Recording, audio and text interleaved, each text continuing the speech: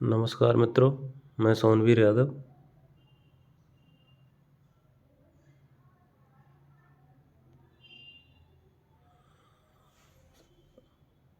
आज जैसा कि आपको पता है, राजस्थान सेट का पेपर आयोजित हुआ था 10 साल बाद। तो उसमें हिंदी का पेपर जो है आज हुआ था, तो उसको मैं आपके सामने डिस्कस करने जा रहा हूँ। इसमें आपको दिया हुआ है, पहला प्रश्न है, तो उसकी आंसर की मैं अपने हिसाब से इन प्रश्नों के उत्तर आपको बताऊंगा, तो उसको देख करके आप अपना अनुमान लगा सकते हैं कि आपका कितना स्कोर बैठ रहा है। जैसा कि आपको पता ही है, जो सेट परीक्षा है उसमें जो टोटल जितने विद्यार्थी एग्ज़ाम देंगे उसका 6% लोगों को पास किया जाएगा, यानी सेट की पात्रता उनको दी जाएगी। तो अगर पेपर मैंने देखा अभी इसका पेपर, तो पेपर का स्तर की अगर आप बात करें तो ज़्यादा उसका जो स्तर है वो बहुत गहरा नहीं था। तथ्यात्मक प्रश्न पूछे गए हैं। अवधारणात्मक प्रश्नों की संख्या बहुत कम है, यानी ना के बराबर ही है। तो आज हम बात कर लेते हैं इसकी आंसर की के बारे में। पहला प्रश्न है, आग का दरिया किसकी रचना है?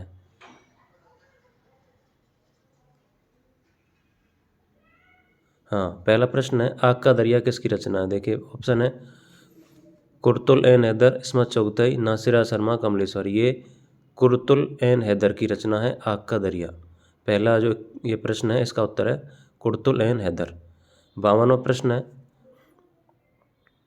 यानी 1 से 50 तक तो फर्स्ट पेपर के प्रश्न आए थे, अब 51 से यहाँ हिंदी के प्रश्न शुरू होते हैं। दूसरा प्रश्न है, विभावानुभाव संचारी संचारी संयोग विभावानुभाव संचारी संयोगादृश निष्पत्ति। भरतमुनि के इस कथन के अंतर्गत निम्न निष्पत्ति का भट्टलोलट के मत में क्या अर्थ है? तो भट्टलोलट ने निष्पत्ति का अर्थ क्या माना है? भट्टलोलट ने भरतमुनि का जो सूत्र है, ये जो भरतमुनि का सूत्र है, इसके 4 व्याख्याकार हुए हैं, भट्टनायक, भट्टलोलट, अभिनवगुप्त और शंकुक। तो भट्टलोलट ने इसका माना है निष्पत्ति से अर्थ माना है उत्पत्ति। तो 52वें प्रश्न का उत्तर हो जाएगा सी। अभिव्यक्ति से किसने माना है? अभिनवगुप्त ने। अनुमति से शंकुक ने। और भुक्ति का माना है भट्टनायक ने। ठीक है, तो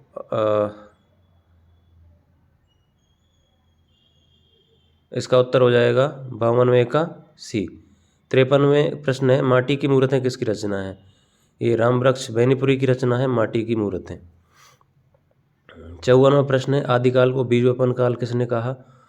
तो आदिकाल को बीजोपन काल कहा है महावीर प्रसाद द्विवेदी ने। अगला प्रश्न है, यानी 54वें प्रश्न का उत्तर है ए। 55वां प्रश्न है, अष्टछाप के कवियों में नहीं है। देखिए नंददास, चतुर्भुजदास, गोविंद स्वामी, हितहरिवंश। हितहरिवंश नहीं है, जबकि ये नंददास है, चतुर्भुजदास है, गोविंद स्वामी है।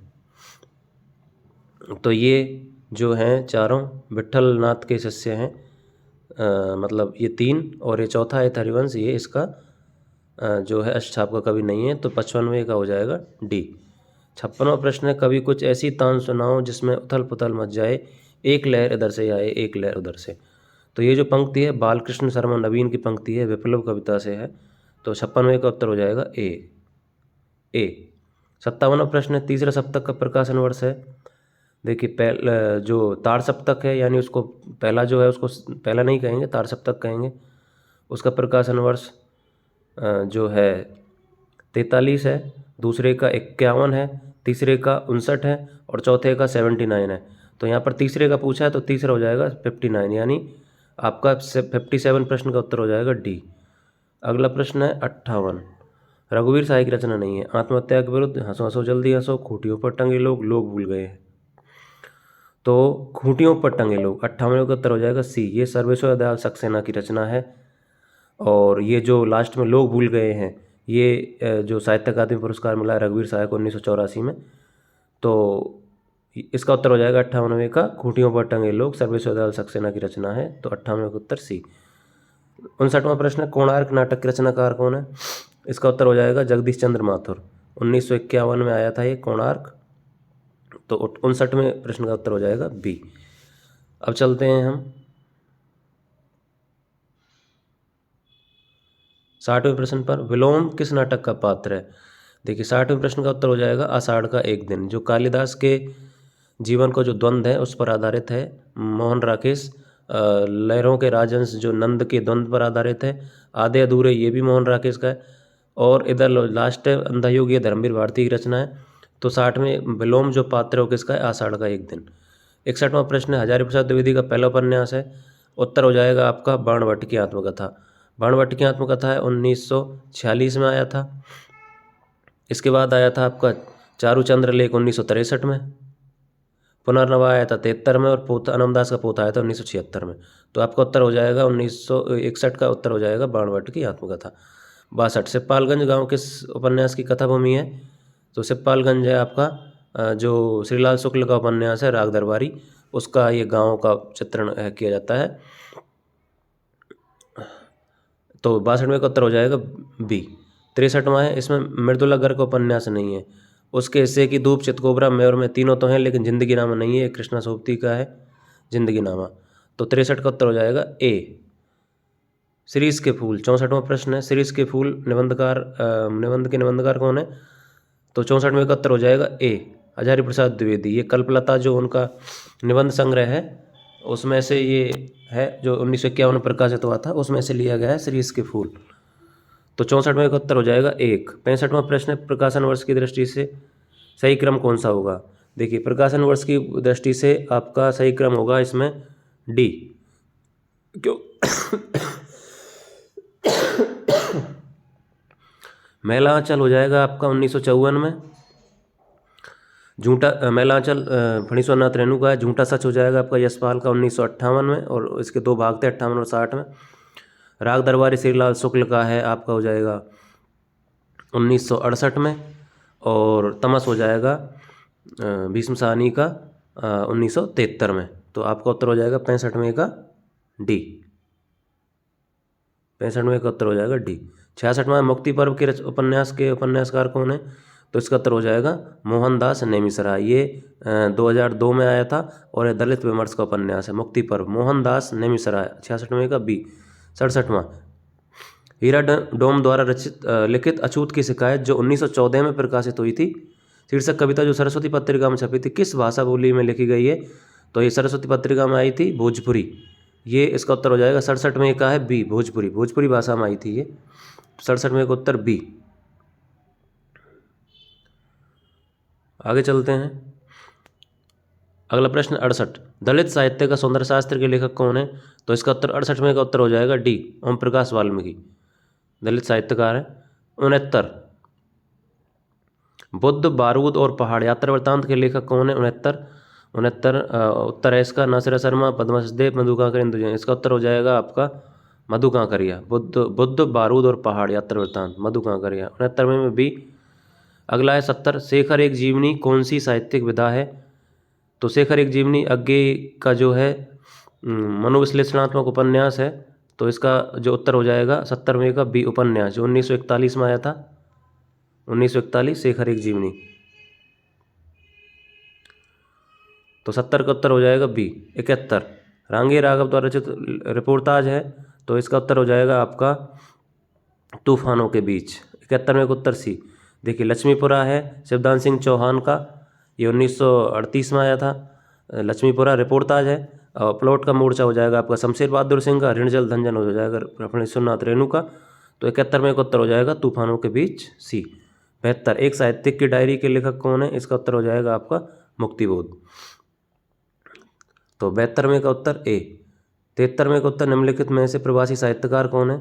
ये थोड़ा सा डाउट वाला प्रश्न है। इसमें अंजना अधीर और जय वर्मा मेरे अकॉर्डिंग दोनों हैं, बाकी इस पे थोड़ा डाउट है, इसका क्लियर नहीं है। 74वां है समास बहुला द्वित्व रेफ टय वर्गों का बाहुल्य किस गुणयुक्त रचना में होता है? तो ये बहुत ही आसान सवाल था। इसका उत्तर हो जाएगा आपका ओज गुण। ओज गुण में यह मिलता है।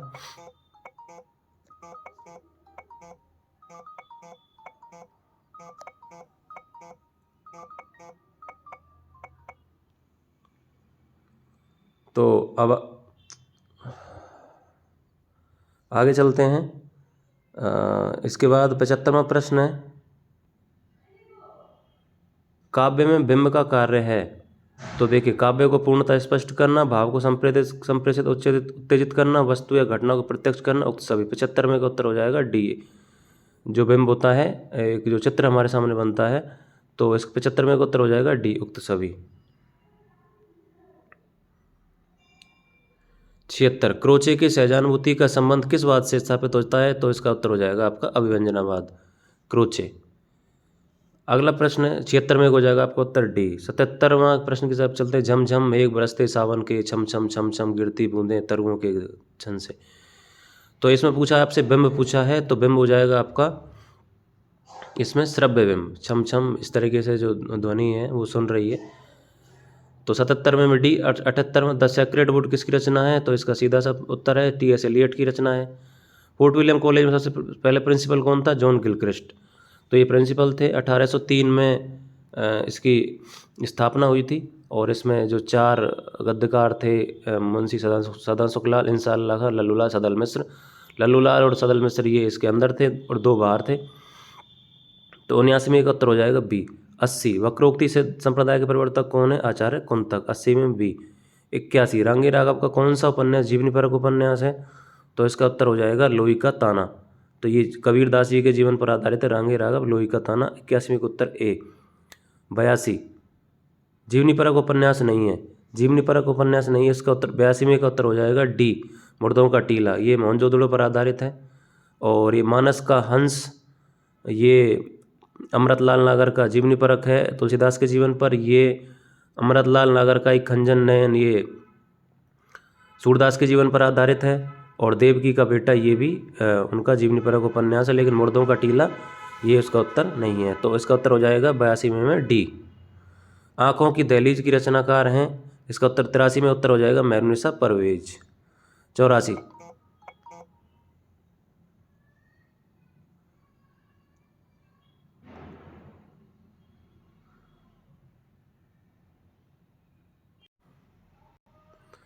84वां प्रश्न है, कालक्रम की दृष्टि से सही क्रम कौन सा है। देखिए कालक्रम की दृष्टि से होगा, इसमें हजारी प्रसाद द्विवेदी 1907 में जन्म हुआ था, विवेकी राय इनका 1924 में हुआ था, नामवर सिंह 1927 में, और कुबेर नाथ राय 1933। तो इस प्रकार से जो है आपका इसका उत्तर हो जाएगा ए। अब चलते हैं क्वेश्चन नंबर 85। निम्नलिखित में कौन सी रचना आत्मकथा है। देखिए आत्मकथा है इसमें आपकी आप हुदरी, रमणिका गुप्ता की आत्मकथा है। 85 में का उत्तर हो जाएगा बी। ये रामधारी सिंह दिनकर का है। और आवारा मसीहा जो है ये जीवनी है विष्णु प्रभाकर ने लिखी, शरद चंद्र चट्टोपाध्याय की। प्रेमचंद घर में शिवरानी देवी के प्रेमचंद की जीवनी है, तो इसका उत्तर हो जाएगा आप हुदरी। यह पुस्तक मेरी है और वह यह पुस्तक मेरी और वह तुम्हारी, वाक्य में यह और वह कौन सा है, इसका उत्तर हो जाएगा यह सार्वनामिक विशेषण है और वह सांकेतवाचक या निश्चयवाचक सर्वनाम है, तो 86 के उत्तर बी। संविधान की अष्टम सूची में नेपाली, मणिपुरी और कोंकणी भाषाएं किस सन में जोड़ी गई थी। 87 में का उत्तर हो जाएगा 1992, उत्तर सी। कौन से कवि रीतिमुक्त कवि नहीं है, तो इसका उत्तर हो जाएगा आपका सीधा सीधा है ठाकुर, बोधा, आलम, द्विजदेव, ये रीतिमुक्त हैं, भिखारीदास नहीं है। भिखारीदास आपके हो जाएंगे रीतिबद्ध कवि। 89 आचार्य रामचंद्र शुक्ल ने प्रेमाख्यान परंपरा का पहला कवि किसे माना है, तो इसका उत्तर हो जाएगा आपका कुतुबन, मृगावती कुतुबन जो है पहला माना है उन्होंने। पद्मावत में सांसारिकता की ओर ले जाने वाली बुद्धि का प्रतीक पात्र है।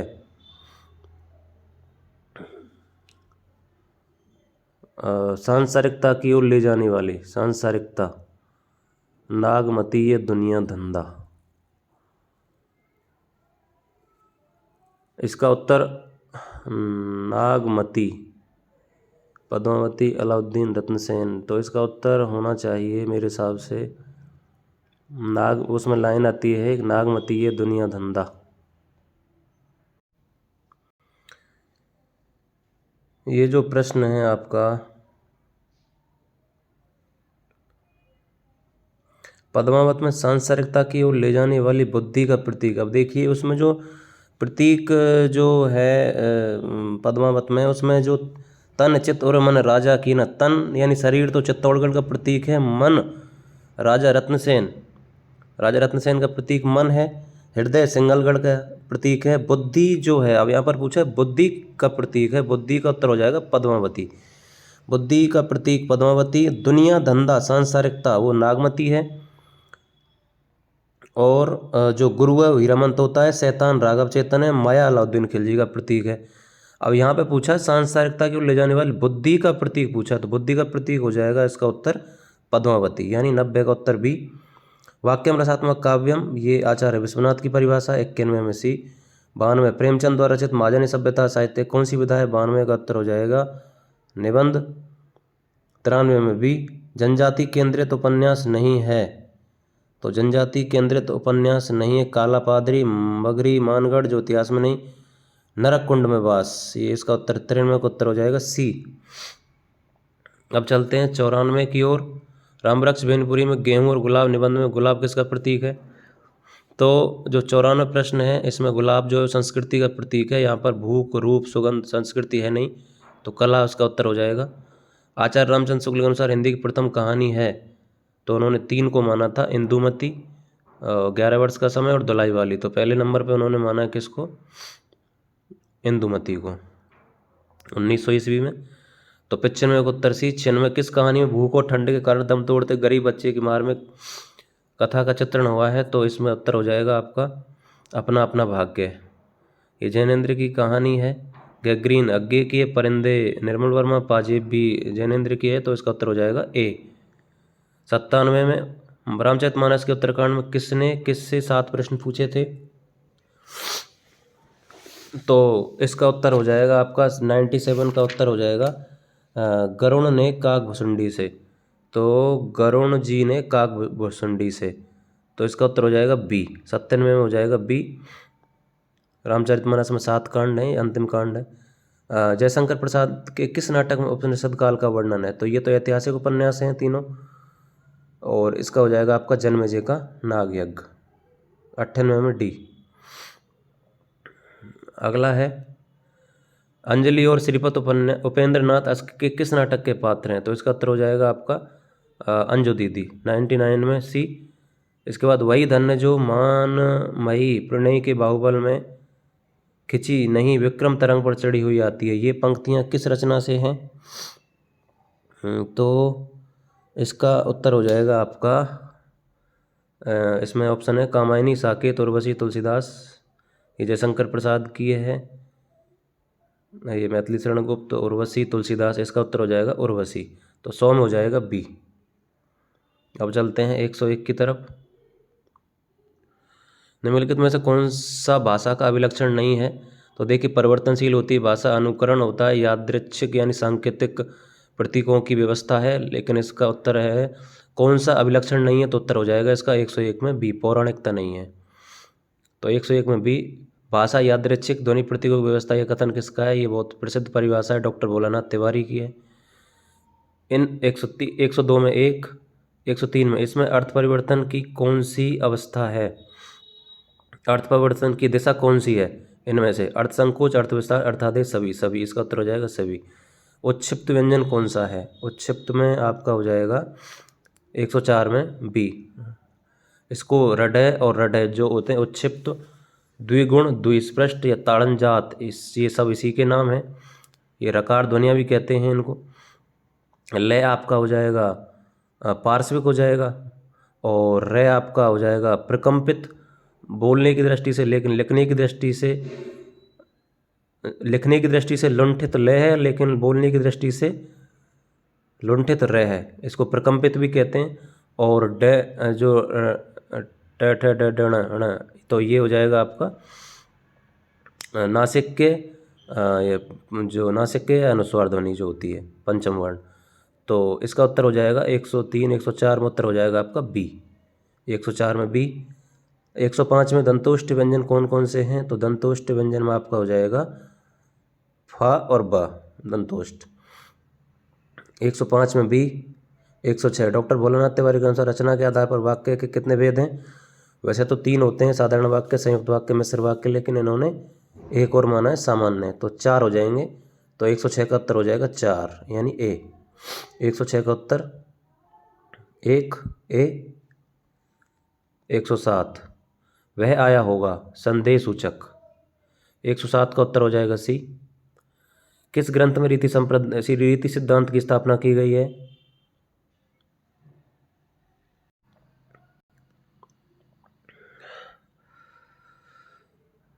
किस ग्रंथ में रीति सिद्धांत की स्थापना की गई है?